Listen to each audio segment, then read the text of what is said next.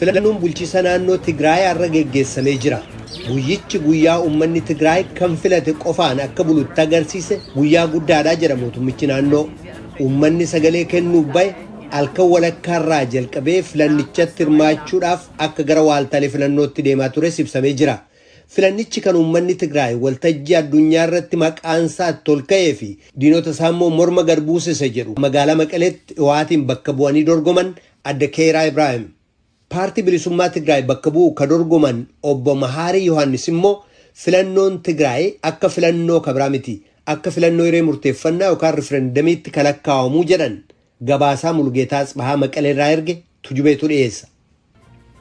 Naannoon Tigraay naannolee kabirootti adda baatee wiirtulee filannoo 2672 keessatti har'a filannoo geggeessitee jirti. Magaalaa Maqalee kutaa magaalaa Hadinat jedhamu keessatti wiirtuu filannoo Qisaannet Raa jedhamu irratti sagalee kan kennan obbo Takla Hayimaanoot Araayaa filannoo sana irratti hirmaachuuf halkan walakkaa booda sa'a 7 jalqabee toora qabachuu isaanii dubbatu. Ganama sa'a 12 irratti wiirtuun filannoo innaa banamu sagalee kennuu isaaniillee ibsaniiru.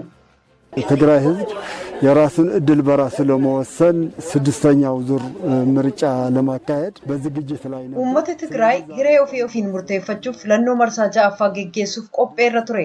Kanaaf har'a guyyaan saammoo ga'ee dursee argame sagalee kennee deebi'uu waan barbaadeef halkaniin ba'ee sagalee kennee deebi'aan jira.